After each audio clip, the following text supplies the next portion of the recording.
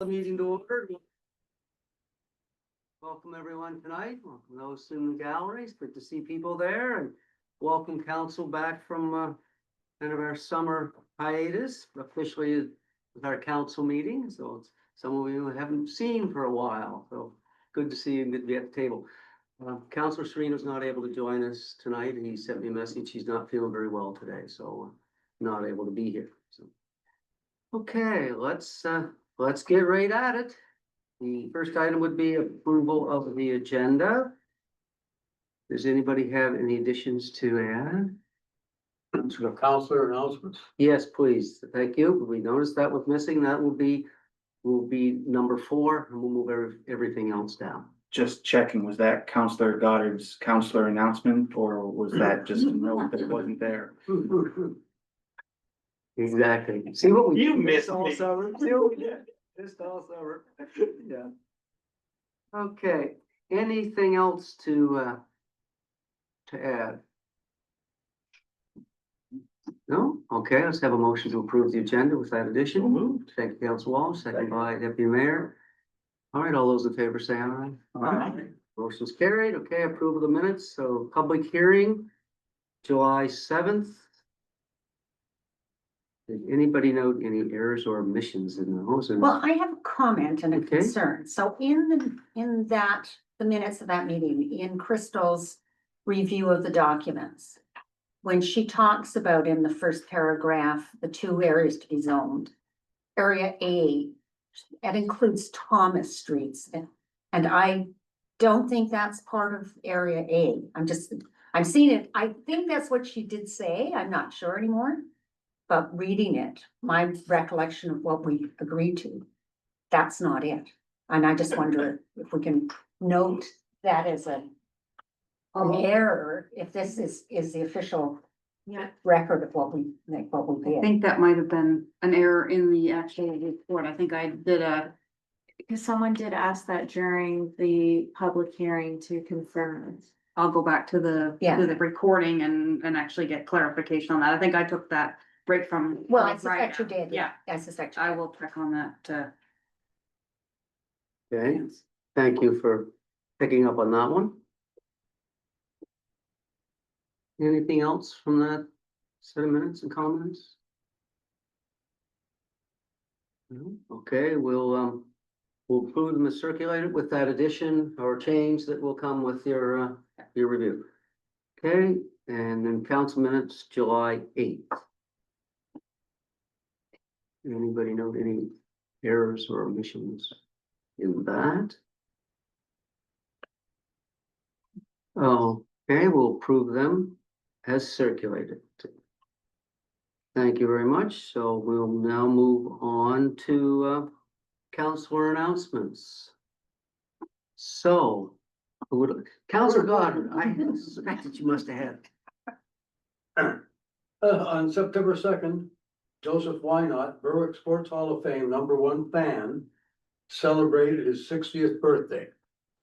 My wife and I took Joey to his favorite restaurant where he devoured a Big Mac and fries. He's a small guy with big appetite. His smile is contagious.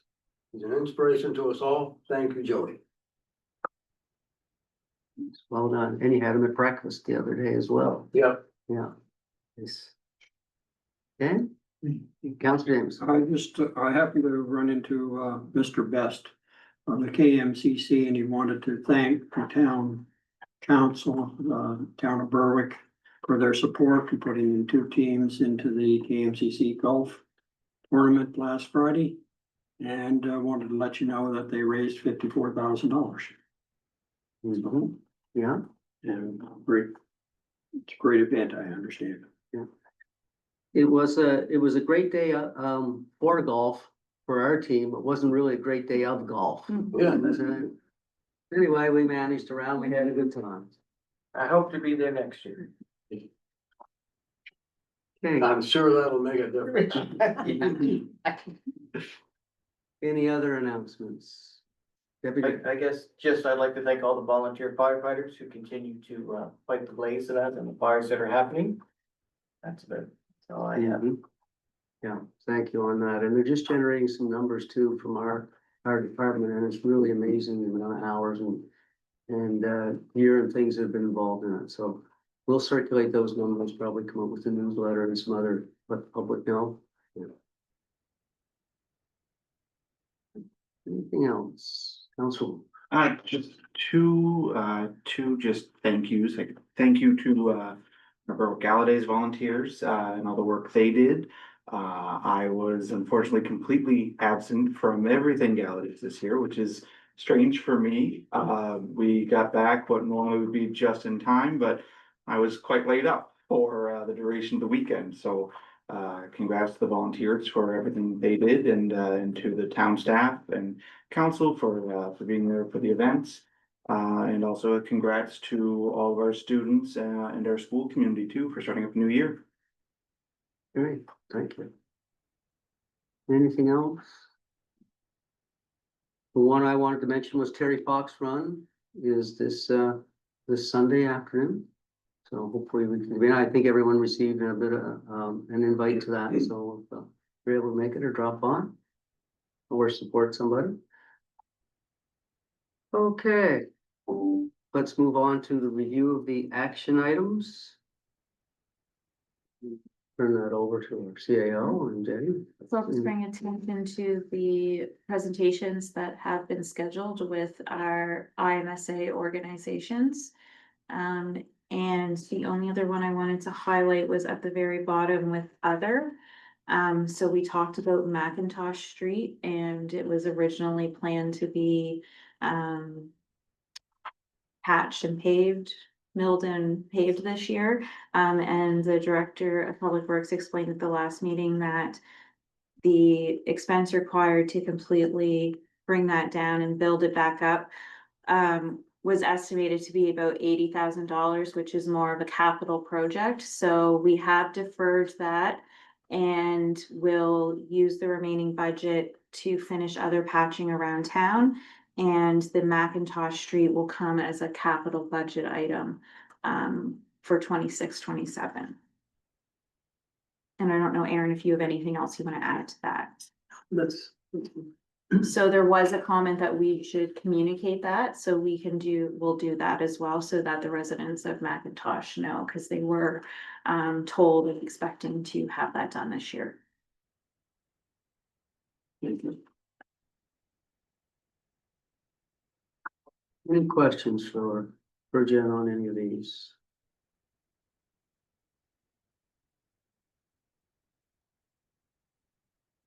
I have a couple, just with our process regarding incidents and report and our work that we're gonna do here on that. I know that there was an updated committee of the whole that was done, everything was in place now, and there's mention here that draft one will be completed and reviewed prior to September council. Will that come to council, or what's the? Yeah, typically our SOPs don't come to council. Those are internal processes, so I'll have to follow up with the manager on that one. Okay. I actually, Yep. are you finished, Mr. Mayor? I'm sorry, I thought you were. Are we finished? Are you finished with your questions? No, I had one more. Okay, great. The other one I had was the surveying committee members, and just wondering what our timeline is. I see that it's been sent out. We didn't have a report or anything back yet on that one. So we received 13 out of 16 responses, Nice. and Krista is compiling them into a summary for presentation at the committee of the whole meeting. Okay, great. Thank you. Councilor Blackton. Yes, I had a question regarding whether we have any information yet on the useful life of the Storm Hub battery tax. I don't have that in front of me, so we do have the information, it Okay. just needs to be reviewed. Okay. We have the manuals and everything from the handover of those, so I will try to escalate that higher on the priority list to provide that information.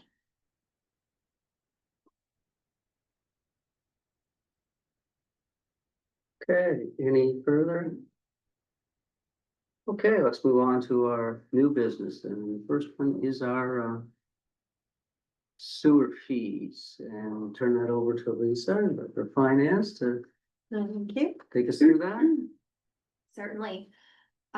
So within our budget approval for 25-26, both operating and capital, council did approve, an increase to the revenue requirements for both our operating and capital, as well as a transfer into our sewer reserves for future infrastructure, renewal that we'll need. So as a result, we are required to revise our sewer rates to reflect the increase in the revenue requirements. I understand through many council members that have been here for various terms that the request has been made previously to have the rates reviewed, and Public Works and Finance have worked collectively to ensure that the data that we have driving into the rates is accurate, and we're able to confirm that that is now correct. And as a result, we have put the revenue requirements in for our basic users, which is presented in the table here within the RFD. So the average increase is 27%, which for a single family dwelling unit would be an increase of approximately $38 for the year's sewer rate. Other classes are presented there as well. So these are the new and refreshed sewer fees. We will be looking at this as part of our budget process moving forward. So essentially, once the budget would be approved, then we would bring them back at that time for approval as well. So there's not the gap. This year was unique in the sense that we needed the additional time to make sure that we prepped our models for factoring. So we've got those in place. The additional revenue coming from the basic user is approximately 45,000, which does, again, as I mentioned, relate to the requirements for operating and capital, and also part of the sewer reserve transfer for the year. So I'd open it up to any questions that council may have. Any questions, council? Council James? Question on the basic commercial. Does that involve all commercial properties within town? If they are classed under commercial, so there's different classes, so our fee schedule is basically kind of rolled up to the basic commercial service. And then within that, there will be different applications of it. So it would include all commercial operations, but depending on the type of operations, then there would be a different formula that's applied. So for example, just let me talk to one. So is the health center for an example, because that's one that essentially would have multiple rates within. So it's classified as commercial, but theirs is a base for the hospital charge, and then it would have the basic for the commercial fee plus the, I don't think glasses on, the additional charge for up to 9. So depending on the class of the business, it would have that factor built into it. Okay, and where does Eden Valley fall within that? So Eden Valley is considered a industrial user. So the industrial is handled outside of your basic user fee schedule. And Grandview Manor, Fundy Villa, and Orchard View would be considered your institutional users. And they're also classified outside of your basic fee schedule. So they're not within this No, that's schedule correct. at all? So per the bylaw that we have, they do have separate formulas for charging under that. So that was also approved during budget, and they've been invoiced appropriately starting April 1st forward with their new rates. With the new rates? Yes, that's Okay. correct. Thank you. Council?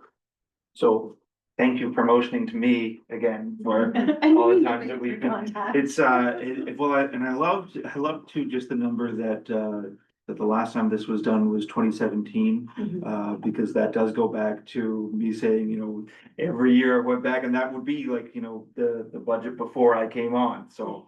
I mean, it is, it bites a bit at 27%, but I mean, at 8 years without having examined it, that's really what we get. So, I'm really excited to see that we have some of the work down in front of us right now. For some of the things that are on here that we don't necessarily have in the town anymore, are they mandated to be on there, or are they pullovers from like previous budget? So when we prepare the rate schedule, we do keep the same services on there. Yeah. When we apply it and upload it into the system, it would only be a factor of what we actually have. So a car wash is an example that we no longer have. However, if one did come to town, then we do have the information that's been approved in the fee schedule for it. And then through the roll, it would be applied that way. Okay, now, just looking at the grocery store one, so sort of specifically, so base charge for the first 1,000 square feet, and then charge for the additional 1,000 square feet, so not that I've had any indication that the grocery stores would be looking this direction, but I'm thinking back to when Pete's Critique really single-handedly shot down like Sunday shopping in Nova Scotia, and their model was that because they classified themselves at that time as running several smaller businesses in a shared area, that they would not have been of the size to have been put under for the Sunday shopping limitations. So if, say, a grocery store or a different model of grocery store that would pop up, say somehow something happened like the old Burke Building Supplies, and it's like almost like a 7 day a week like farmers market type thing. Would it be classified as like the single, or would it be classified as like the entire building? It would depend on the operations, which would be in there. So if it's like a farmer's market, like through the assessment with PBSC2, we work with them to kind of get that information, the square footage and the nature of the service. And then the appropriate service rate would be applied to that. Yeah. I'm not sure if that answers your question. And I'm sorry, I don't even know why my head went there, but it was just if there's conditions here, how would you play with the gray area? Yeah. Right? But maybe a good example would be a building like, the one that's just on the corner of commercial and cottage, so it does have some mixed use businesses in there, plus residential. Yeah. So all of those individual usages are captured, and then there'd be like 4 or 5 different codes, depending on the nature of those businesses, that get attached to the property tax bill. Yeah. So those are part of the review that we do. We do an audit of the businesses in towns, the different nature, and make sure that our classification and coding is correct, when we're doing our modeling too. Perfect. And just to get the nod from both of our directors present, so this, our modeling looks like it meets the needs coming into the next year is what we need for this current year, okay, yes. yes, Better. better, okay, that was enough of a nod. Yeah, without anybody throwing rotten tomatoes at us, that was enough of a nod. Yeah, It's in the right direction. But just to clarify that the rates are set after you determine your revenue requirements, so this should be enough to, this is enough to meet the need of For this. this year. this year, Yes, then the fun again next year. yes. Yeah, okay, Right. but we are at a state now where with these numbers done, we can continue on with this process to go get us into Absolutely. future years as opposed to the last few years where we've had no process to get us anywhere, right? Okay. Yes, we've got our data in place, and as I mentioned, we'll incorporate that as part of our, the budget gets approved, and then we'll bring it back right away, so it's still fresh in Yeah. everybody's mind, and to have this approved at that time. Yeah. Yeah, and I'm assuming too, that ties into like our asset management projects that we're working on right now too, as we look at how those things are appreciating, depreciating. Yeah, Okay. so right through the budget process, we work collectively to present, the capital requirements it needs, and with that is the funding requirements. So you would see the additional or or less, likely additional, as Yeah. we've seen our 5-year capital plan. Yeah. The additional revenue requirements, Yeah. and then it gets dispersed amongst your basic users, your industry and your institutional as well. Yeah, and I guess I'm smiling on the basis of better know what's coming than the Yeah, surprise crushed fiber pipe. Yeah. Yeah, absolutely. right, yeah, okay. Okay, any other questions? Just to follow up, but could you clarify how the KMCC applies? There's a service club, there's now a curling club there, there's service clubs there. There's commercial Mhm. property there, and of course, there's an arena there. Yeah, How does that break down? so it does. For this rate? It would break down, so again, they would be one that have multiple classes on their bill, which rolls up into their sewer rate, which would encompass. Like your service club, like your Lions Club, and that has a specialized rate with that versus your fitness center and your curling center and arena have different rates as well. And then they all roll up into one sewer rate that it's charged, and then essentially the property owner would look to their tenants to recover, their portion of their sewer fees through their agreements that they would have. So falls back onto the KMCC to divvy it up, is what you're saying? Yeah. Okay. All right, any other questions of council? And sorry, Bruce, I do see you put your hand up, but you're not gonna take questions or issues from gallery. If you have a comment or a question that you wanna ask, feel free to call anybody tomorrow morning. Okay, thank and hopefully it's if it's a basic one, I'll entertain it, but I may tell you that we're not gonna get into if you're taking us down a rabbit hole or anywhere with some of this, if you have a question specifically on this, why don't you give it to me? It's a very basic question, but if I'm not permitted to ask it, then I won't. I Thank mean, you. you are familiar with the process and you know that, been at this table. All I want to know is what's the current rate? You're taking it to $38 a year. Where are we at right now? Well, you can see it there, what the present is and then what the new one will be Yes. for each area. So, and maybe and I think I know what Bruce is looking at. Lisa, are you familiar enough with the history of the evolution of service or sewer taxes that we've done over the years?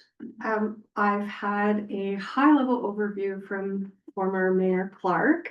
But when I looked at, what we have access to digitally in an easy fashion, I'm using the same allocation that we have here for over 10 to 15 years, which is also aligns with how Municipal of Kings uses it as well. So in a nutshell, the history is, and this is, I think what Bruce is referring to, at one time sewer charges were based primarily on your assessment, and there was a number that said this percentage will be for sewer. It did not necessarily relate to the sewer budget or align with any particular factors. We then moved to a system where we identified these particular types of businesses and residents and said, well, they all require sewer in a different way, and so there should be a number for each one more specifically. And then the number was, with some basic research, more arbitrarily set. Mhm. And so we moved to that system, and now the system is based more on factor and formula Yes. to get us to a more technical way to determine what these different categories should be. So there has been quite an evolution in the way sewer has been done, and some people would still relate to, what's the sewer rate? So it's a number on top of your assessment, which we haven't had for a number of years. And then, as Councilor Walsh was referring to these numbers, they began more arbitrarily. And like they didn't have a whole lot of run, well, I shouldn't say they didn't have. They were not as thoroughly studied as to why that number should be that number. And then that process is what we've gone to now, and there is more factors and formula put into the process to determine these. And then they do need to be reviewed on a regular basis because now they relate more specifically to the cost of providing the sewer service, which at one time there wasn't that direct correlation with that. So that's kind of in a nutshell, and that's why you see the different categories and you see the different numbers and the different percentage of increases with each one, because different factors influence them a little bit differently. Absolutely. Yeah, for example, if you have a base factor, with your hydraulic load, and then you've got your BOD that factors into that as well. And then depending on the nature of the business, and there is a factor, that we would adjust the base by. Depending on usage is how it's determined, and it is an industry standard that we use. And we did do a thorough review of this to make sure that we were still consistent with other municipalities that adopted and utilized this practice as well. Councillor Klein. So when we look at this, can you tell us how we compare to other municipalities on as a rate? Is it very similar? Is it?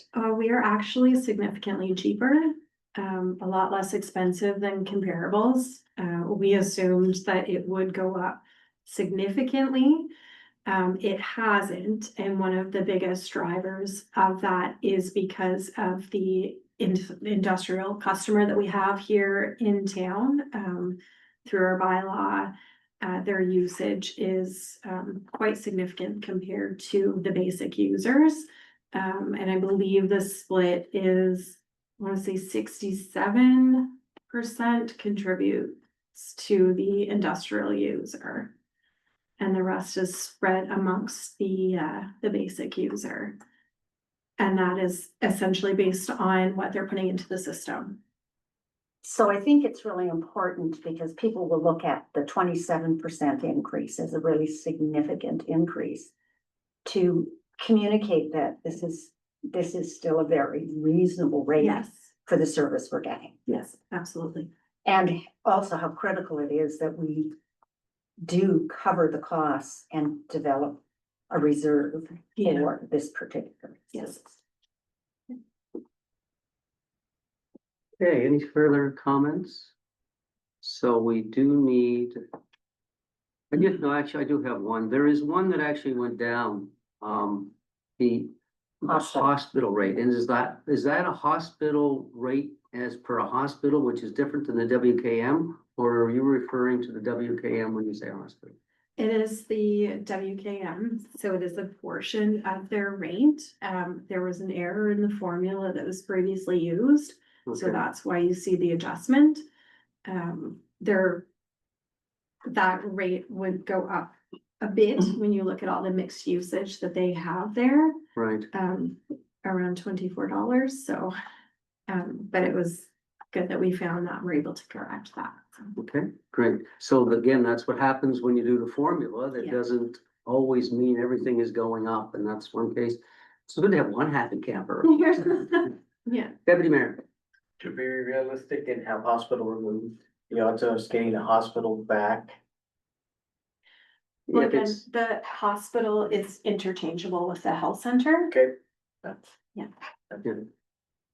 Just, I guess we make is there, in the list of standard, areas like this, is there a hospital rate that looks different than a health center rate? No, they're interchangeable. So health center, hospital is identical factors that go Yes. into it. So okay, you still use the same formula Yeah. regardless of what you go. That's Okay. Anything else then?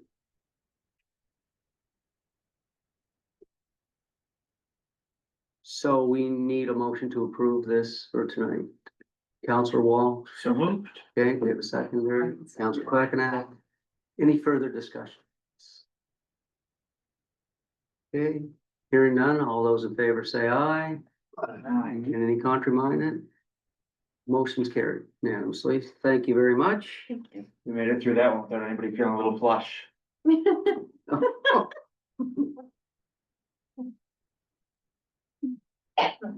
Should we laugh? I don't know. It is good. Yeah. Okay, let's move on to our next item. And it's our winter maintenance of streets, contract award. So we'll ask our Director of Public Works Aaron to run us through this, please. Okay, thank you, Mayor. So the recommendation is that council award the work scopes as outlined in BER 2025-003A and BER 2025-003B to Rick Balser Wellman for occurrence as follows. I won't read this full table, but priority 1 is connector streets. Priority 2B is parking lots. Priority 3 would be other streets in town. Priority 2A is sidewalks. Priority 4 is small trails and pathways. In addition, there's an annual increase of 5% to be applied for the 2026, 2027, 2028, and 2029 fiscal years. So I think as we're all aware, the town of Berwick issued 2 separate work scopes. So we issued winter maintenance as 2 work scopes, one for streets and one for sidewalks and trails. That was issued to Procurement Nova Scotia on the 31st of July. We were seeking bids from qualified proponents. The RFP closed on the 28th of August. We received 4 tender responses. Of those 4 responses, 3 met the requirements of the RFP. 1 was a partial submission. They had an equipment list and they had hourly rates for their equipment, but they didn't provide pricing in the manner that we needed so that we could evaluate. They also didn't provide any references, qualifications, experience, or personnel. So the recommendation is to award the work to the lowest bidder relative to an estimated work scope of 70 snow and ice occurrences in the winter season. Based on 70 occurrences, the anticipated and cumulative contracted amount is between $250,000 and $300,000 per winter season. A summary of pricing and RFP requirements is included in the appendix to this, and we can go through those if you'd like. The financial implications, although this work scope is not budgeted as a contracted work scope for this operational budget, this work is within the anticipated financial expectation. So again, when we look at all the modeling we've done, when we look at the market research we did, this quote does fall within the anticipated cost that we were expecting. As presented to council, the operational impact of contracting the service is not anticipated to have savings operationally. This, again, we're doing this for capital reasons, not operational reasons with respect to budget. The variance to the operational budget could be between $50,000 and $100,000 based on the winter work scope model of 70 occurrences. Again, assuming we have trucks on the road 70 times in the winter season. However, depending on the number of actual occurrences, this could be lower. Staff can provide an update in the monthly department report on the number of occurrences in the previous month and any anticipated overages. So in other words, when I give a monthly report for a committee of the whole, I can provide a summary of this as we go through the winter season. We can go through the appendix now, or I can leave that to questions if you'd like, whichever folks would prefer. Just to make sure we understand the work scope, I'm going to go to the very last page. On the very last page, you'll see 2 tables, and I just want to talk about the first one. So the first table is a little bit complex, but you can see at the top, you know, I'm showing we have 30 days in November, 31 in December, and so forth. Adding that up, we have a total of 171 days in the winter season. And within those 171 days, I'm making assumptions about work scope. So for year 1 for ice treatments, so that's equipment on the road and we're salting, we're not necessarily plowing. I'm assuming connector streets will get 45 treatments in a winter season. I'm assuming parking lots would get 36. That's 80% of the time we would be working on, say, commercial street. I'm assuming residential and other streets, again, are getting about 80% of the service that commercial street would get. And I'm assuming sidewalks are getting a 20% increase over what we're doing on commercial street. And then as far as plowing, I'm making similar assumptions. But I just want to highlight that it's not assuming a one standard pass on every road throughout town. Again, we're assuming Commercial Street gets the highest level of service relative to residential streets. And I'm assuming sidewalks get even more, a higher level of service compared to commercial. You know, that's to maintain accessibility for the school and so forth. And I'm assuming the parking lots, including the fire hall, get a slightly lower level of service than, say, Commercial Street. Time will tell how that actually works out. But you know, looking at what we've done in the past and looking at what Rick Balser has done, you know, with, say, Eden Valley and Foodland, this is where we expect to land on a typical winter. The table below this, again, on the last page, just shows a summary of the costs for this work scope based on all the tenders we received. And I'll just look at the very last row in that, the average cumulative per year price. So for Rick Balser, we're anticipating this to be around $284,235. The next lowest, if you look, was $831,000. The highest bid we received was coming in at about 1.2 million per season to plow, which is not within market pricing that we would expect. And again, the column to the far left for Maritime Utility Services, that was an incomplete bid that did not have pricing.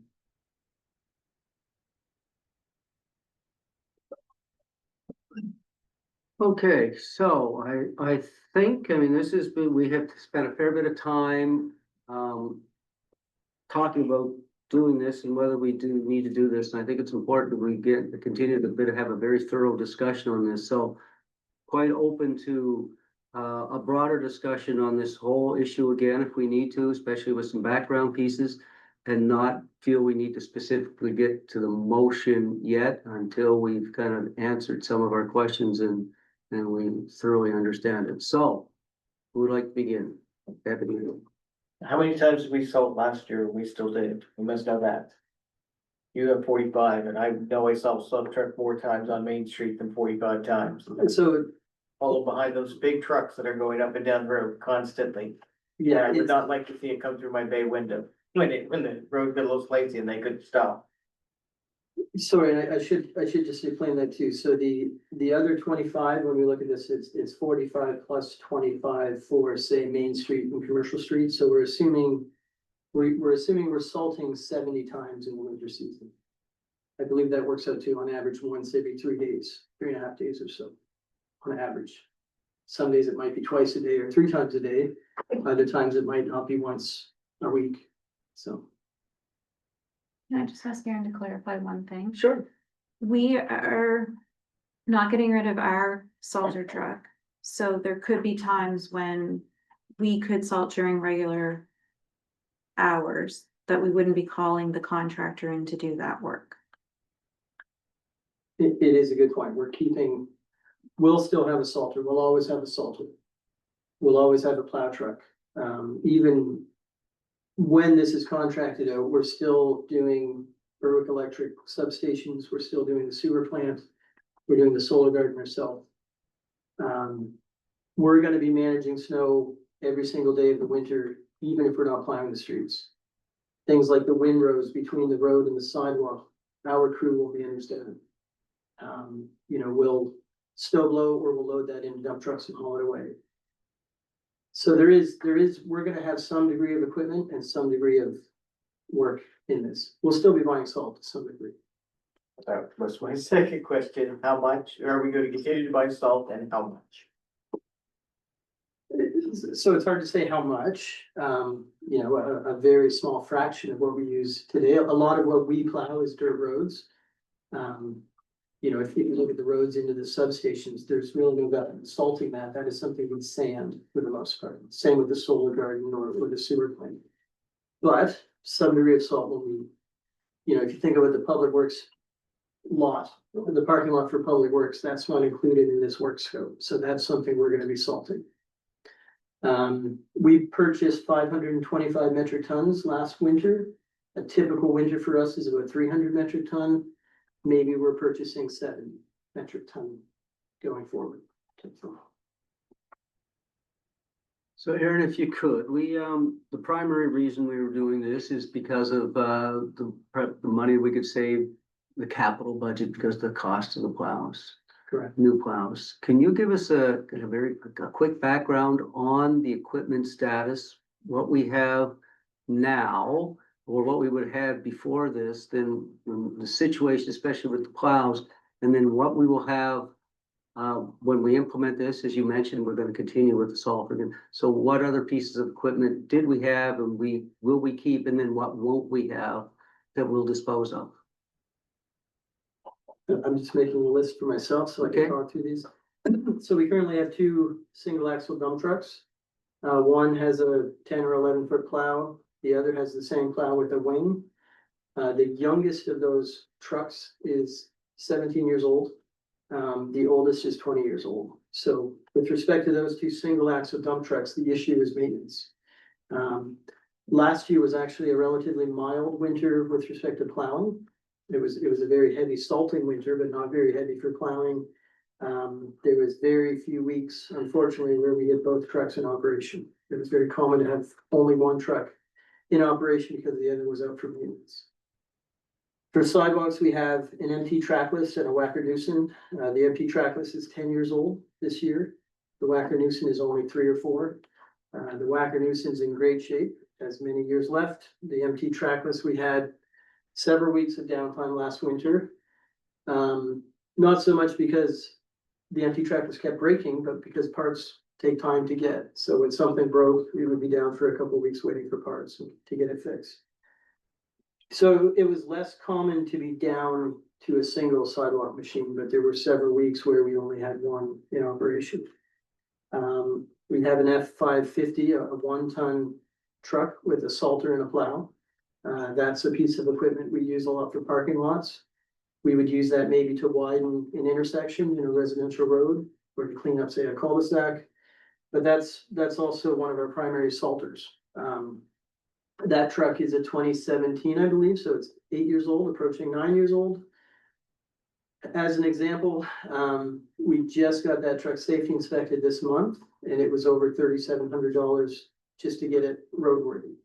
You know, the bumper needed to be completely replaced, among other things. You know, winter maintenance is tough on gear. You know, some private companies can keep a dump truck for 20 years.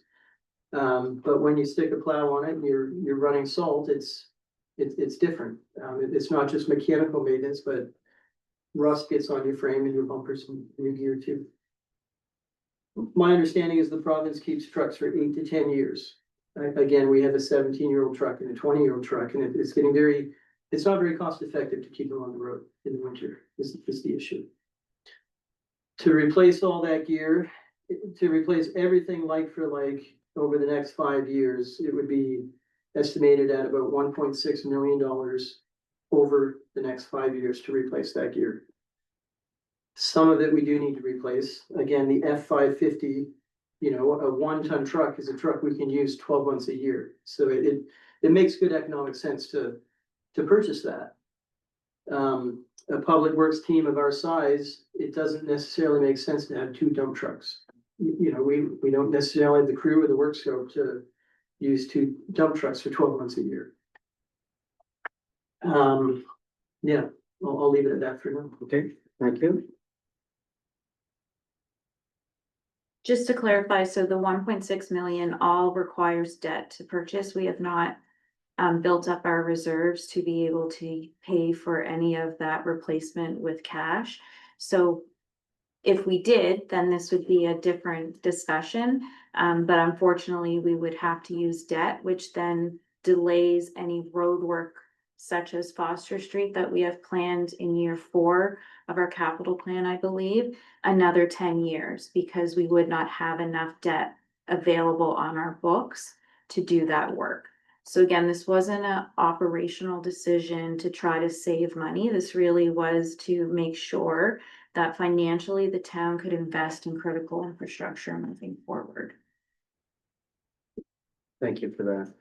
So Aaron, I have another question for you then. So what the contract approach we've taken with this is perhaps different than some of our neighbors have who may not put as an elaborate monitoring process in place as we've chosen to do. Yeah. Can you speak to that for a minute so people understand? Who's watching the contractor and what process you'll have in place to determine when the contractor may come and those kinds of things? I can, so. You know, a lot of, not all, but a lot of municipalities tend to issue a contract like this and leave it up to the contractor to manage the work, I guess you could say. That's not the approach we're looking at. I mean, the intention is, currently we do, you know, myself as the director, I do weekend road checks at 5 AM on Saturdays and Sundays. That's something the director has done for years, and it's really it's a step of knowing whether or not you're calling the crew in to salt or plow. It's something the majority of municipal units do. They have somebody who checks the roads. The province does this for every district where they have a public works office. That's something we're still gonna have to do. If it's not me, it would be the lead hand or the person who's on call. But that's something we're still gonna have to do, maybe forever, but at least for the first year or two of the contract, really just to make sure we're seeing things the same way. Another thing we've asked for that, to my knowledge, isn't common, at least in the valley for contracts like this, is we're asking them to keep a daily log of everything they do, and we're asking for a weekly report. So, you know, this contract has them giving us a weekly report every week of the winter season, documenting how many trips, who did what, how much salt they used, how much sand they used. That's number one, so that I can feed information to you, to council and to the public, but it's also a regulatory requirement that we report how much salt we put in our town on the roads, because that salt could have an impact on groundwater. So without getting those weekly reports, that's not really stuff that we can necessarily accurately report. So I think from a contractor oversight, I mean, it's something we're intending to manage on a daily and weekly basis. And we're also intending to document the work by way of weekly reports, which is a difference. Okay.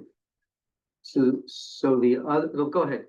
But mine was just, I see the years rolling out. What if we're happy in the first two, but the third year, or going fourth year, we see a big decline in something? Do we have any action that we can take or hold them accountable? Well, I know we're giving them 5% more each year, and we've been happy the first 2 years. I'm hopefully happy all 4 years, but if we get the decline, what do we have then to say?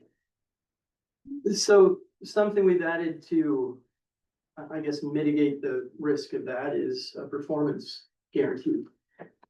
A relatively substantial performance guarantee that would be equivalent to, I believe it's 18 treatments. So we're expecting 70 treatments in winter. We're asking for a performance guarantee worth 18 of those. What's that, roughly? Not quite 25%, I guess, roughly. So a quarter of the money they're gonna make that year, we expect, we're asking them to give us at the beginning of the year as a performance guarantee. And at the end of the day, if we need to, that's money that we could have to call another contractor if we needed, or to write property damage that happens over the course of the winter. You know, something we have in this contract is, you know, if lawns or boulevards are damaged, we're expecting them to fix it, and to get their performance guarantee back, we would inspect to make sure they've repaired everything. So that performance guarantee is a pretty big, I think in simplest terms, a 5-year contract shows that we have skin in the game. We're committed to this.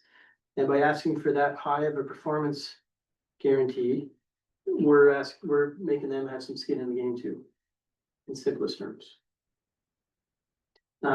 Performance guarantees are common for a contract like this. You know, the municipality of the County of Kings has a $10,000 performance guarantee. That's relatively low for a $250,000 contract. We're using more of a construction contract sort of performance guarantee, which is a bit higher. Okay. That was gonna be my next question, so we do have some fallback if parts of the contract are not are not committed to. And I think that's a key piece. That was a concern that we had in our discussions. I think we certainly have asked staff to cover all the bases and all our concerns over those discussions, and we hope they have, but I guess what, in reality, there may be something that's missed. There may be challenges with some of this, and there may be times when they do miss the street, and I'm sure we will hear about it, and we will do our best to make sure that we correct them on that. There's gonna be a learning curve with this. It is definitely gonna be different. We need to recognize that, and so does the community, and there's the priority as to when they come out. Aaron, do you want to speak to that? It's related to the amount of, Yes, not so. more so than when they want to go do it, which is different than. Yeah, so this will ultimately feed into a new winter maintenance policy for the town. Which I believe the intent is to present next month to council. But again, different roads, different methods of transport have been prioritized differently. So it starts with what we've called connector streets, but in simplest terms, streets that connect Berwick to the rest of the valley. You think Commercial Street, Main Street, Orchard Street. When you consider the bus, Brown Street and Foster Street would be in that list too. And you can consider Cottage and South. So again, those are the streets that connect Berwick to the rest of the valley. Those are streets that are more likely to get 24/7 traffic as opposed to say McIntosh or Gravenstein or Spartan. So those connector streets, we've specified the ice treatment. So we've put in the contract the mix of sand to salt. And that's a higher mixture of salt compared to what we would put on a residential street where there's more wells and less storm infrastructure in place to capture that runoff. We've put in there, we've specified what we're looking for as far as a bare strip. So when we're telling them how much salt they need to put by telling them how much bare strip we need per treatment. We're also telling them when snow clearing shall begin. So the intent is snow clearing shall begin after approximately 5 centimeters of snowfall and shall be performed during and after a snow event. So in other words, we're in the contract, if it continues to snow, we'll continue to plow. If it takes 2 or 3 plow treatments to get to that weather event, that's what's in the contract. We also put connector streets. The goal is to have bare pavement within 12 hours at the end of the storm. So, we're not just saying plow, but we're saying bare pavement within 12 hours. That's a pretty common requirement when you consider like a provincial contract or a Halifax style contract. It's not common in the valley typically. I'll use another example of residential streets. So we've specified the sand salt mix. It is a slower or a lower salt blend, more sand, less salt. And again, that's with consideration to drinking water and wells. And the lack of storm on that style of roads where that salt runoff is potentially going closer to wells than it would on a commercial road. Snow clearing shall begin after approximately 8 centimeters of snowfall. So, just a little bit more snow before we start on those. We're still going to continue to plow during and after a declared event. But the goal is to have passable conditions within 24 hours. So we're not looking for bare pavement in 12 hours. We're looking for passable conditions in 24 hours. And then again, we have specifications for parking lots, which are different, and specifications for sidewalks, which are different too.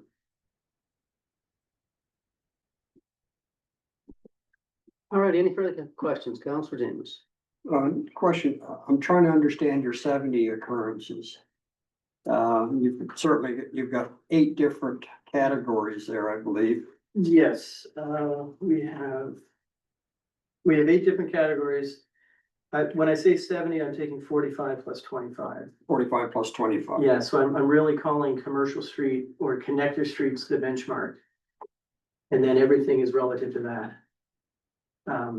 So I'm saying we're gonna be on commercial or the connector streets 70 times. And we're gonna be on the sidewalks 20% more than that. And we're gonna be on residential roads 80% of that. Just wanted to get clarification. If that makes sense, How you yeah. came up with 70 and. Yeah, so, it is a bit of a. It is looking at what we've done last year, it's talking to our crew about what we've done in the past typically. I did a bit of a peer review with New Minas, New Minas doesn't have roads, but they did 75 salt treatments on their sidewalks last year. So we're a little bit less than 75. I think if we didn't have roads, we'd probably do 75 treatments on our sidewalks too. But with roads, I think we're doing a little bit less than. Okay. Thank you. But at the end of the day, it's an educated guess. I mean, I understood that too, Yeah. yeah, but it could be 60, it could be it could higher. be, yeah, You don't know until you've gone through your first year or two. that's right. The 5% increase each year. Was that part of the us asking for it, or was that part of them coming back? Contractors coming back and said, we've got to have 5% increase every year. So different, if you go to, I should have put page numbers on these. If you go to the second page of the appendix, you'll see a summary of pricing. So really different companies propose different price increases. Right, year on yeah. year. Yeah, so Rick Bolser Welding was 5%. I didn't calculate out, Gillespie had a couple $100 per run per year increase. So that wouldn't be a consistent percent increase. Again, it looks like they just added a couple hundred year on year. JM McDonald Construction, again, I didn't work out their percent price increase year on year, but they're showing an increase each year also. So everybody had a markup year after year. Ricky's was 5%.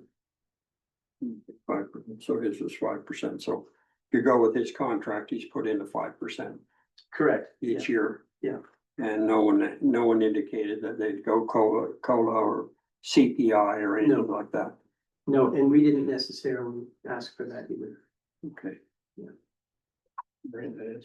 And my final question, I hope, would be. It's not. On occasion, you'll get a catastrophe. Does the town act as the backup for that catastrophe, or do we go out to another contractor? I mean, a massive storm moves through and we get a major dump. Yeah. How is that handled? So I think there needs to be some discussion with the contractor once we award the work. The town is always gonna have some degree of snow equipment. We're always gonna have a backhoe. We're always gonna have a loader of some sort. So we're always gonna have some capability of responding ourselves. I think we gotta recognize too, we're not completely going to be out of the snow removal business. A lot of town infrastructure, Berwick electric infrastructure, we're still managing. We're still gonna have overtime. We're still gonna have people whose primary job for those 5 months is snow removal. It's just not gonna be on the roads and the sidewalks, that would be someone else. So we're gonna have salters, we're gonna have gear. Some of that gear will be yellow iron that we're using 12 months a year. We probably won't have 2 dump trucks, single axle dump trucks that could do commercial street, but we might have gear to help widen the road.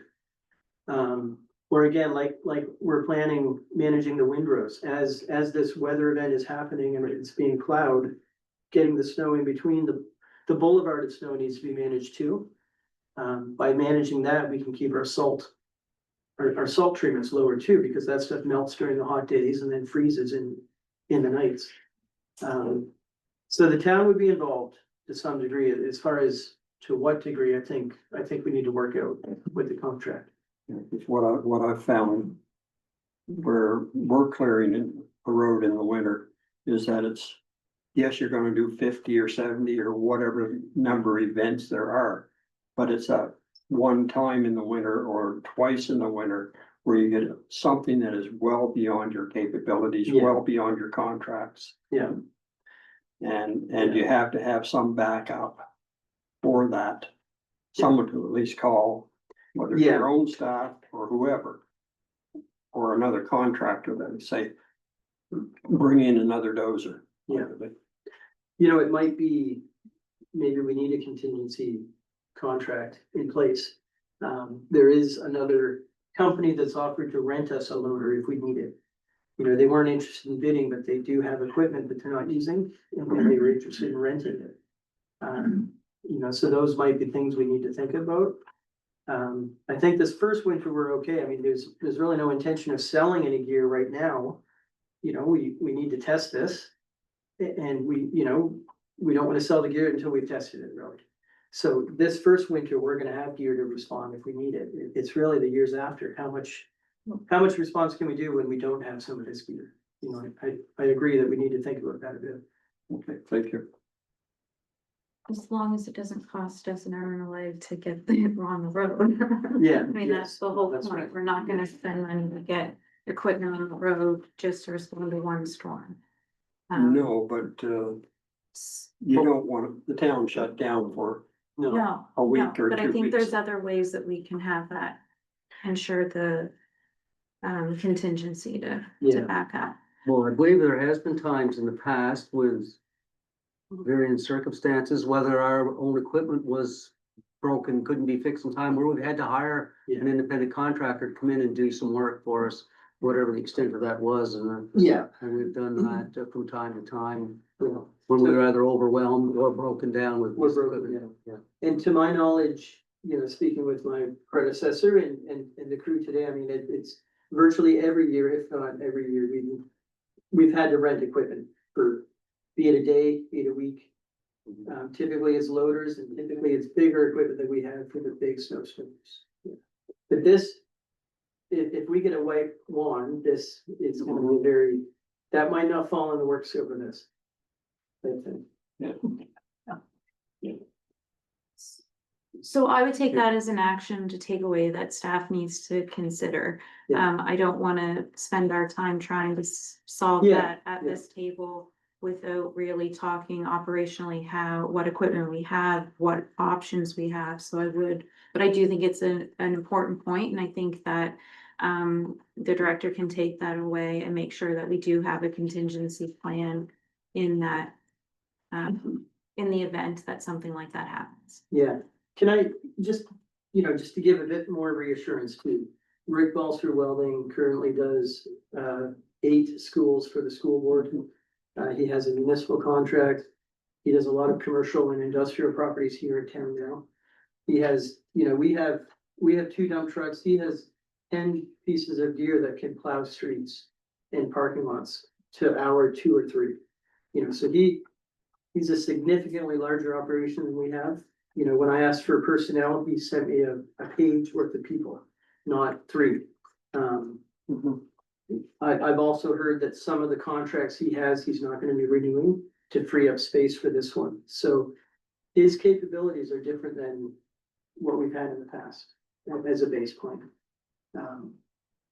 We do need a backup. It's prudent for us to have backups. But it could be the case that our need for a backup is gonna decrease also with this contract. And the backup may be just as Jen says, it may be a paper backup, Yeah, but at least you're prepared for it. Right, Yeah. yes, absolutely. Deputy Mayor? Now hearing that he has other contracts, where do we sit priority wise? And I ask that because I work another place and priority wise, we put lower. Again, they have schools as well, so they come once early in the morning, but if you miss that, then you may not see them. So I'm just asking the schools, and I know when schools gets canceled, that could be pushed to the back burner, they can get to it before they open, but the town of Berwick, that's it on his priority. Are we 1, are we 3? I just like to know going in. so, you know, I don't know exactly what work he would draw, but I do know. You know, the municipality of the County of Kings is renewing their tendering right now. I believe they have an active tender out right now. And AVRCE, I mean, the school board is retendering this season too. So those are contracts that aren't effectively in place anymore. I'm not saying Rick's not gonna do a great job, he has Eden Valley, so he has every reason to keep our roads just as Yeah. clean, so I'm just.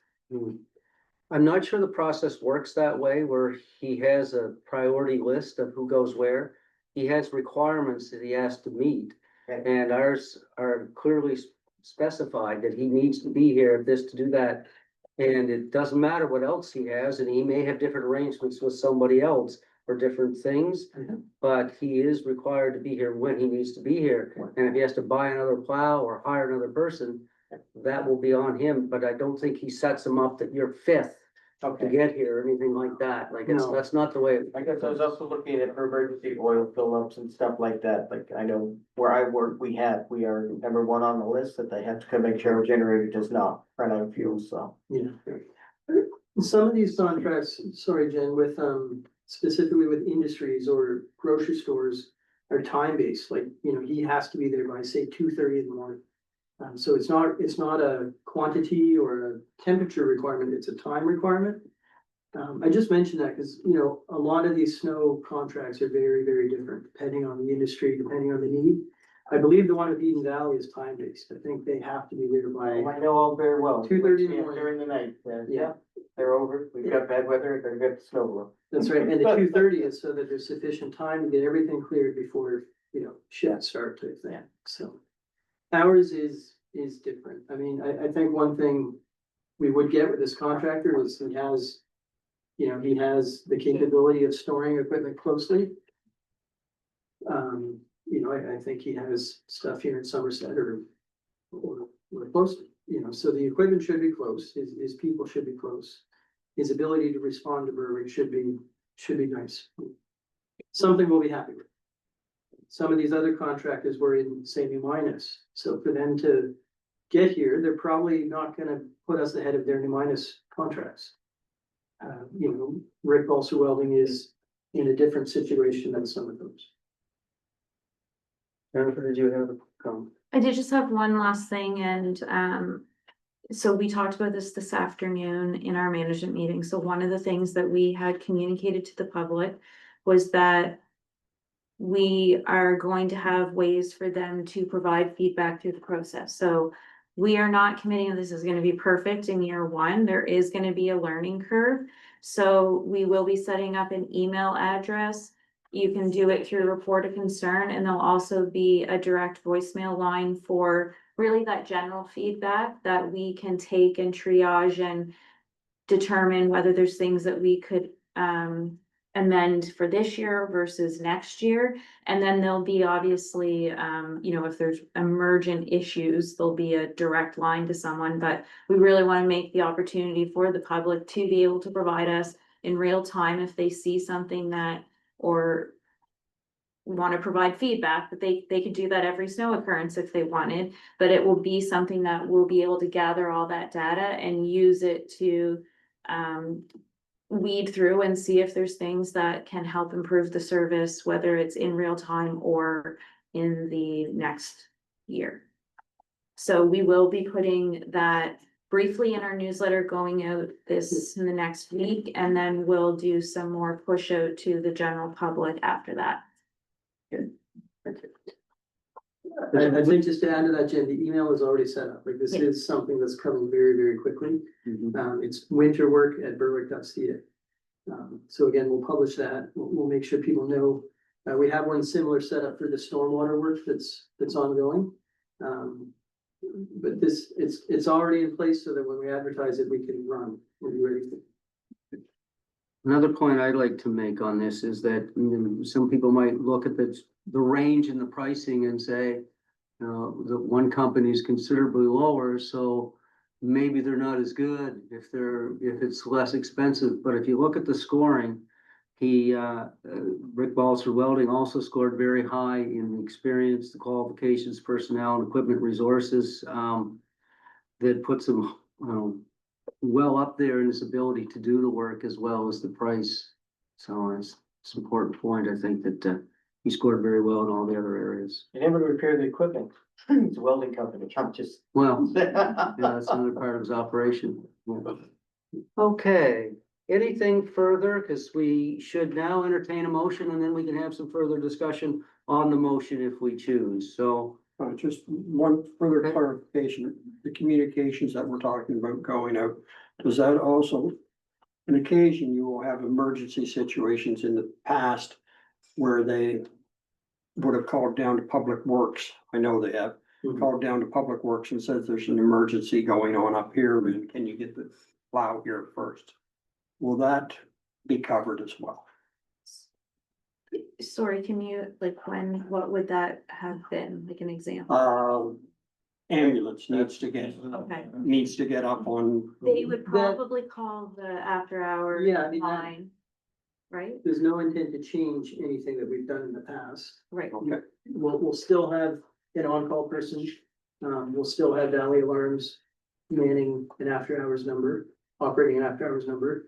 A lot of towns, people have my number already, and I do get calls, which I appreciate, so, yeah, if, this is really for the harder feedback, positive and negative, that might impact future contracts, but for the emergencies and the quick pressing things, anything we've done in the past will still be in place. Okay, thank you. Okay, so are we ready to make a motion? Does anybody want to make a motion on this? So moved. We have the motion, which is to award the work to the lowest bidder relative to an estimated work scope, 70 snow ice occurrences in a winter season, or no? It's that. Oh, yeah, okay, there we go. Sorry, the council award the work scopes as outlined, which is, can we just put it up there on the screen? Yes, there they are, under the recommendation. So council, that is the motion that we're doing. So we have a mover, Councilor Goddard, seconder. Any further discussion then on this? Okay, we're ready for the question then. All those in favor say aye. And hear any against, so motion's carried unanimously. Thank you very much. There's been a lot of work gone into this, and thank you very much, Aaron, Lisa, Jennifer, and all the actually public works staff who've been providing you input into how this could work and how to make it better. So Thank you. please, and please send council's thanks to the staff, would you? I will, thank you. Alrighty, let's move on to item C, which is the proposed NSFM bylaw changes, and Jennifer's gonna take us through that. It's a bit for information for us now. It'll be a discussion at NSFM, and there'll be a vote at that point. There'll be a session on it, and there's already scheduled a preliminary session as well that, so we thought tonight would be important just to bring people up to speed on the on what this particular change is and how it may impact us, so. Thank you. So as the mayor mentioned, the NSFM has proposed 16 changes to their bylaws. I specifically just want to address 2 of those motions. However, I would encourage that after the information session, if council would like to have a more fulsome discussion on any of the other 16 motions, that we do prepare for that and have that opportunity to do so. What I just wanted to bring some attention to as what I as a staff member see as some concern is around the 2 motions. One is to remove the right for elected officials to have staff present at member meetings. So defined as the AGM or special meetings. And these, though they did send out another communication, you might have seen it earlier this week on a Q&A about what member meetings are, and they don't have a lot of them, but what they're wanting to do is to allow the CEO or the executive or the board to tell municipal councils that they can't invite their CAOs or other staff members. So it's your director of finance or your director of public works. If the discussion is around that topic, that you are not allowed to invite them to attend the meeting. And so as a staff member who provides advice to our council, I do find this change in the bylaw a bit concerning, to not at least be able to listen to what you're being told so that we can provide advice as experts in the area. So this is something that I would just bring to your attention, is maybe to pay attention to during the information session to learn a little bit more about. The other one is just to bring some clarity around the board of directors. change, so they're proposing to remove the representative appointed by the Association of Municipal Administrators from the NSFM board. So typically that's the past president of the AMA board sits on NSFM, and the past president of NSFM sits on AMA. And it's a good way to bring advice or information from the other board to those meetings, and they are looking to remove that appointment from their bylaws. AMA has it as a may, and they have already communicated that they have no intentions of removing or asking that that position not be on our board, because we do feel that there's value in having that position sit at the table. But this is something that they have decided is not required and would prefer not to have a representative from the Association of Municipal Administrators to sit on that board moving forward. So I don't know if we want to have a discussion tonight. There's just two things that I wanted to bring to your attention, and would ask that maybe if you attend the session, to listen to what the NSFM is sharing on that information. And then if you want to talk about any of the other proposed changes that are in the documents attached, we'd be happy to put some information together to have that fulsome discussion before the NSFM conference in November.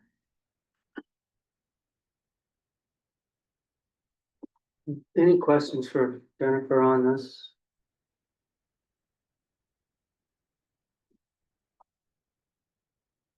So perhaps has everybody seen the invitation for September 16th, 4 o'clock to join online?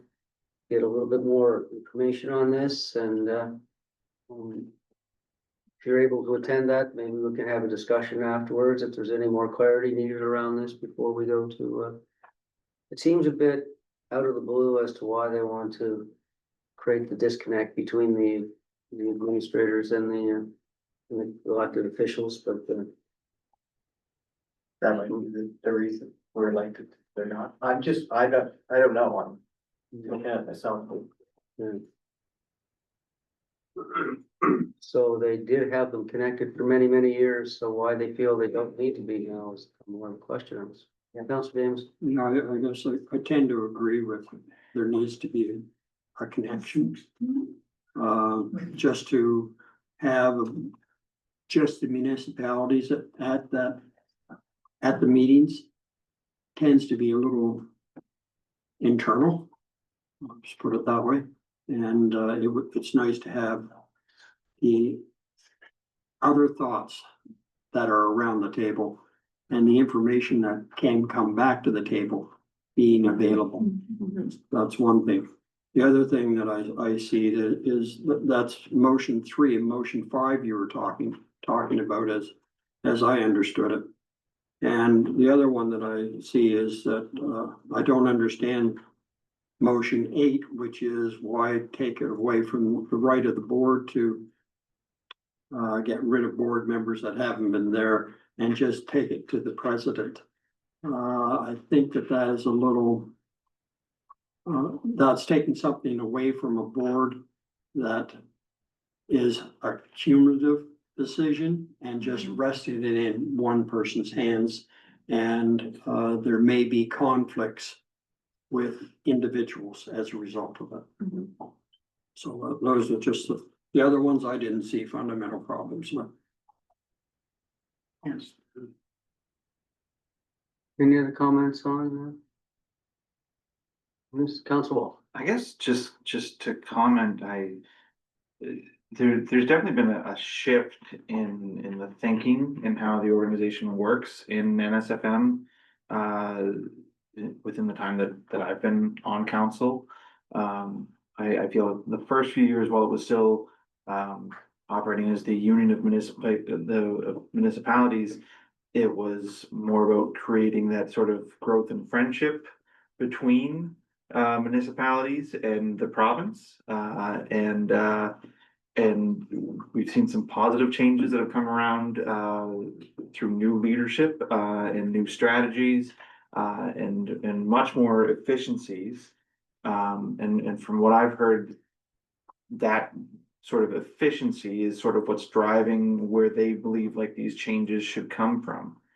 I'm not on board with it myself. I think it's not the smartest move to take away some of those protections that are there, and some of those committee style thinking as opposed to kind of going at it a bit more aggressively, which is what I feel that this organization is trying to do is being more of a contentious respondent to what's going on in provincial politics.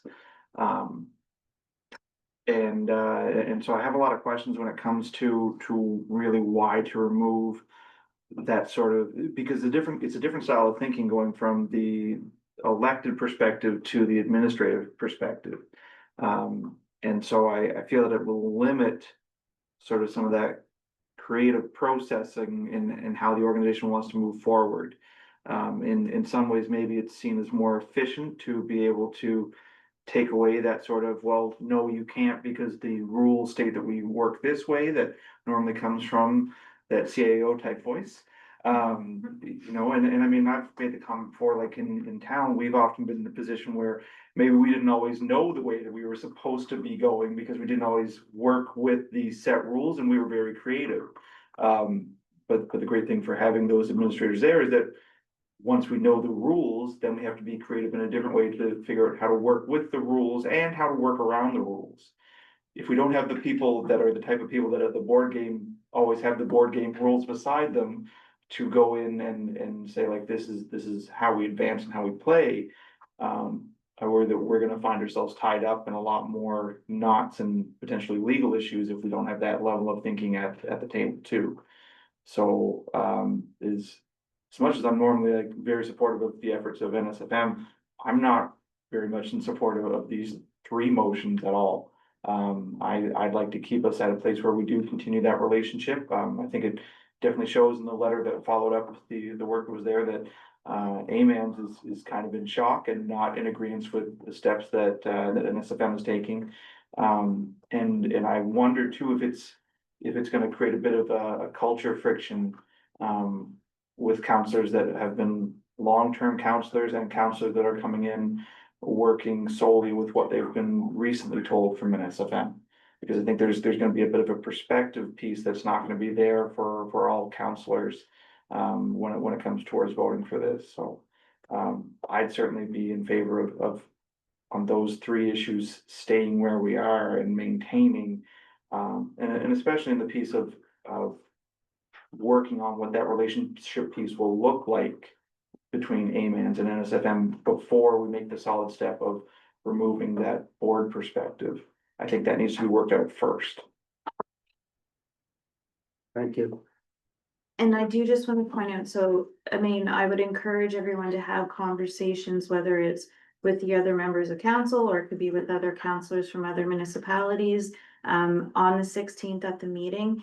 You do vote individually, so although, if you read their recitals or their bylaws and their incorporating documents, the town of Berwick is the member, but you get to vote individually, not as, we don't have to have a collective voice. So you do all get to vote individually, but it doesn't hurt to discuss with one another your differing points of views, but you don't all have to vote the same way. If you're at the conference, you all get a single vote.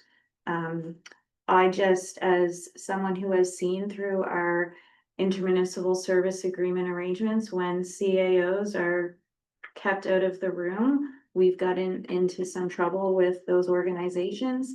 I can understand that sometimes you don't like the oversight, but I do think that it has proven to be helpful in moving in the right direction. And I really liked the way that you spoke, Ty, is it's about providing the rules so that you can figure out how to work with them creatively, but just making sure that you are still staying within the authorities and legislation that is there to guide you. So, I do just I do think about the last 17 years I've been in municipal government and some of our regional, IMSAs and some things that have happened there. And so I do think that, having some of that connection is really important.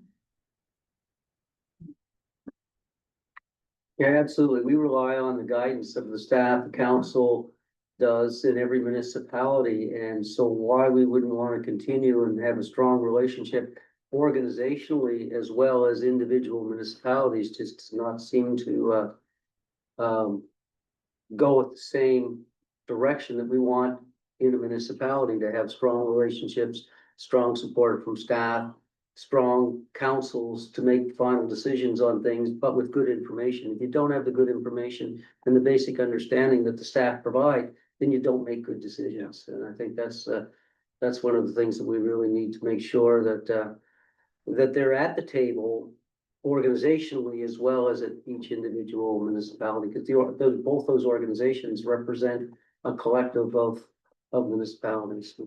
Anyway, Yeah. so we'll hear more about it on the 16th, and then have an opportunity to discuss it further at the On it quickly too. Yep. I worry about what it says to not only the CAOs, but to all staff of municipalities. If we have a majority of councillors in the province that are saying that we want to abandon some of this relationship, like the way that I've always looked at it is we've got very separate roles, but we have roles that very much are intertwined, and we need to be able to work together and keep up that communication at every turn that we can, because it's not easy to keep that communication going even when you've got a good system. So to turn the faucet off on an already flowing set of communication guidelines, I think is a big mistake. And I think that if we go down that road, that's a lot of trust that we're gonna have to figure out in a different way too. If I could just say, I think you hit on something that I didn't bring tonight because I had shared it with council previously, but the strong mayor powers and that legislation is something that is becoming more of a discussion point. And I shared with you the white paper that CAMA, so the Canadian Association of Municipal Administrators, prepared, but AMA has also prepared a opinion paper that I'll share with council as well.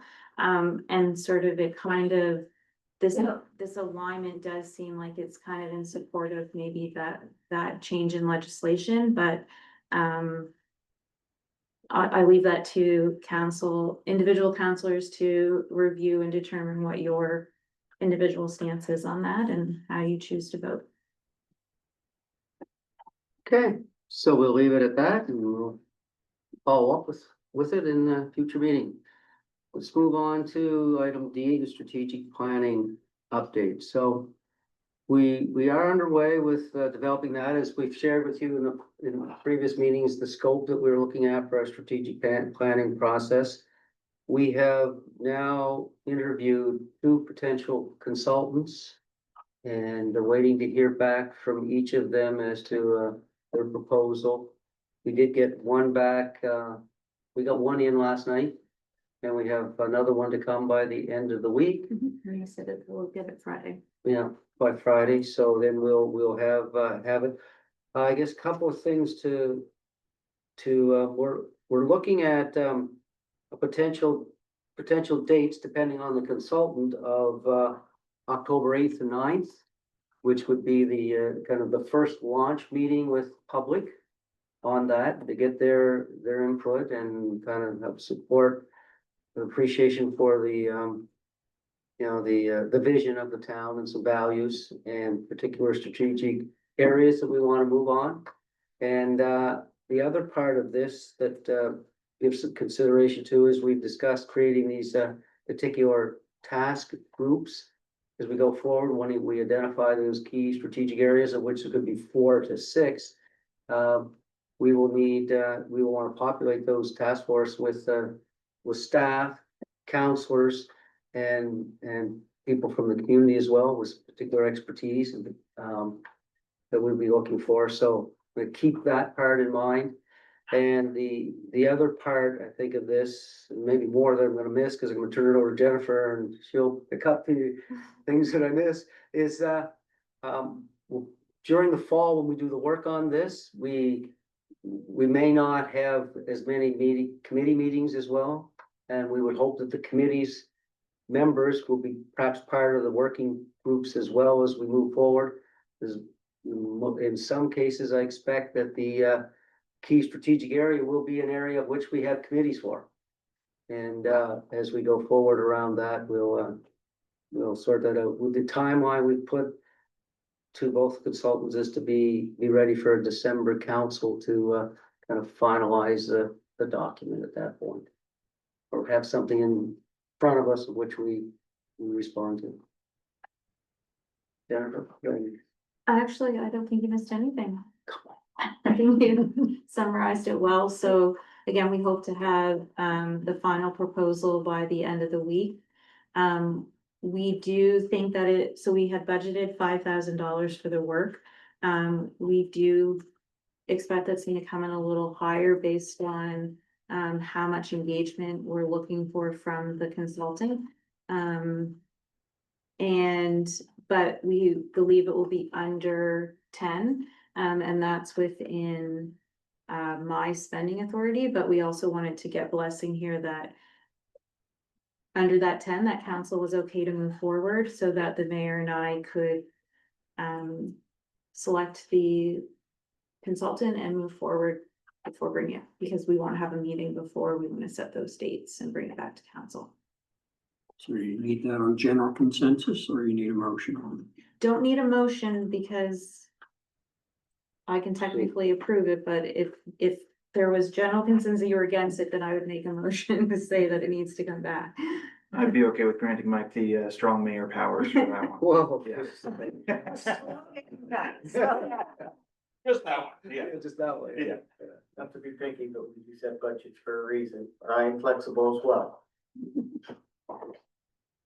What we can do is also see if there's other areas that we can offset that overage, make sure that making sure that we're not just spending without finding other savings. For sure. You're good with that? It's kind of the range. Okay, great. Any questions on the process, how where we are? Two very capable consultants we've talked to already, so a lot of experience. And they could have, like, they'll follow the general approach that the mayor laid out, but they could be slightly different in how they engage and number of meetings and what that looks like. So I think that's gonna be really the key decision-making outside of cost as to what kind of speaks to us. And because we did have two very different conversations. Yeah, it was interesting. Okay, let's move on to item E, which is the Don Riggin dedication. And so some background on that, there's this a celebration of life that we've been involved with the family a bit to help organize that on September 18th at the Lions Hall at 2 p.m.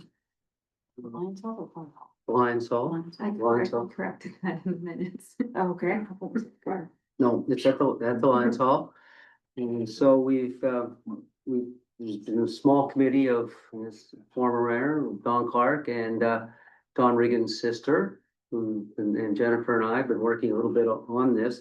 One of the items that has come up was a suggestion that perhaps we do a dedication of this building in Don's memory as a key driver and a key in the construction of the building. He was a project manager through it all. And also he's was a key influence in the town, and this building kind of represents the town and the work he did at DEC. We want to have a discussion on what the dedication thing actually means and how we go about it, that's what we want to talk about, is whether or not it's about renaming the building or having more of a dedication plaque in the lobby that's more of a memorial to Don that outlines a bit of his contributions to the town over his 46 years of employment with the town, and his role in the building and that sort of thing, so. Jennifer, so we would like to do that on the 18th, is to announce that we are, if we are, gonna dedicate this building to in Don's memory.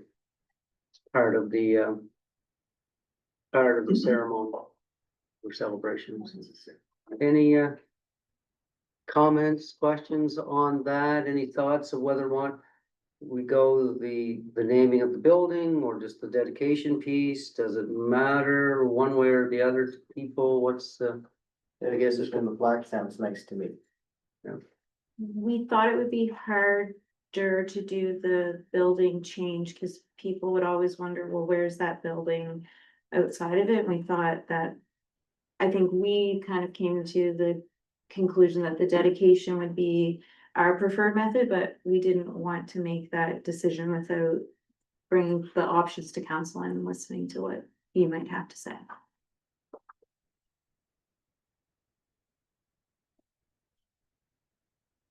any other thoughts on? So are you saying it'd be Reagan's Town Hall or what are you Well, there's, suggesting? I guess there's the two options around what a dedication would be. And one is, do we change the name to the Don Regan Memorial Town Hall or Civic Center or whatever? Or do we have a dedication plaque in the lobby in Don's memory?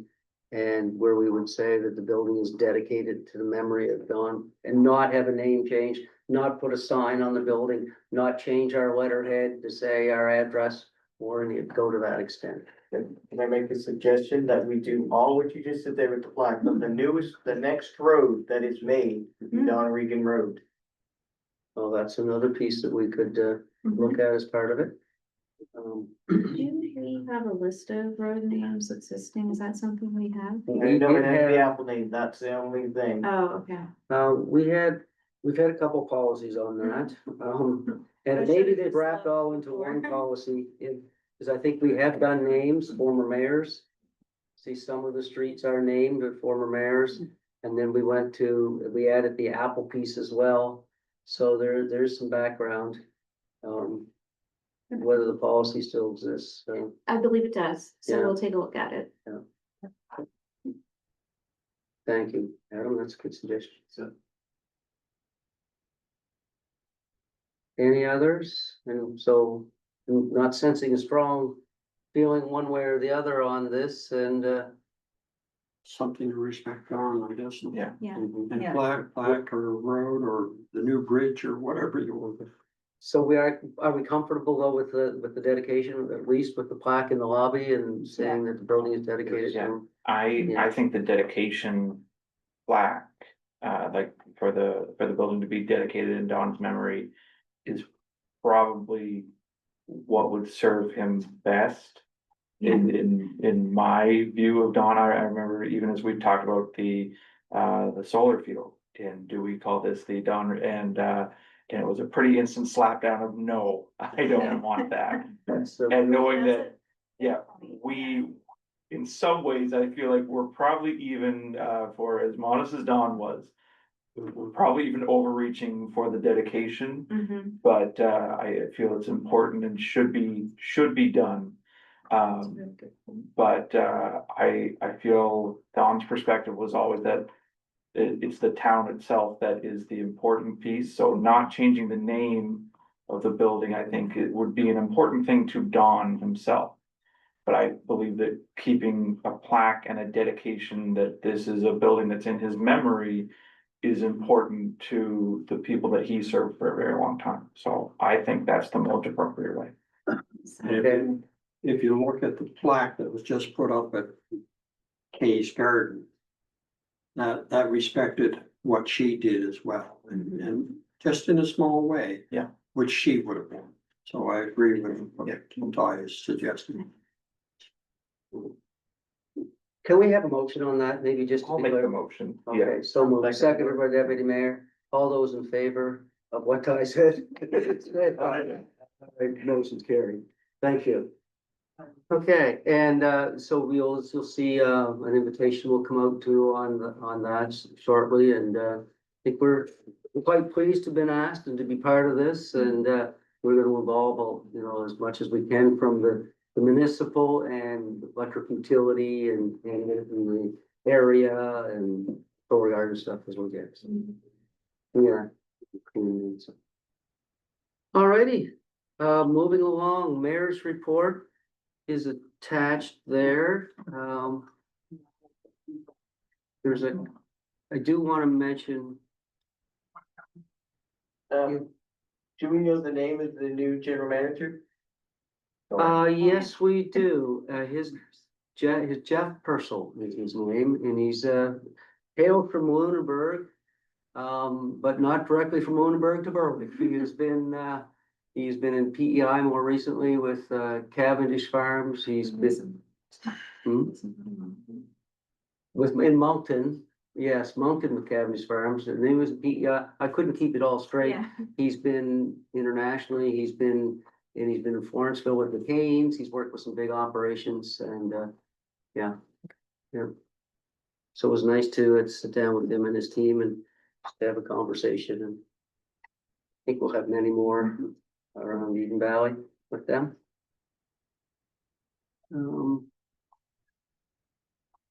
We delayed the council coffee session that we had originally hoped to do in September. Just weren't quite ready to have one, and on the topic that we were looking at, which was talk energy.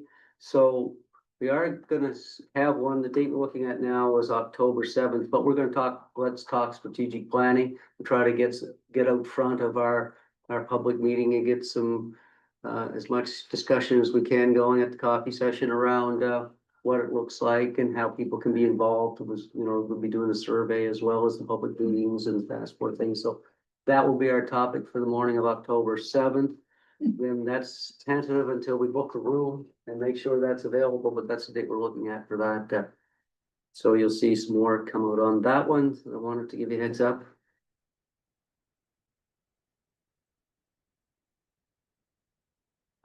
And if there's no other questions on that.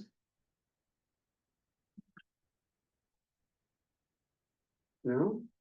Well, let's move on to excitement of number 7. Motion to adjourn. He didn't show up. Does that mean we just stay in? Oh my, we have to wait till he comes. the motion. Thank you. Thank you, Councilor Goddard. All right, motion to adjourn is accepted, and we're done for the evening. Thank you all very much. Thank you to the gallery. Thanks everyone for coming.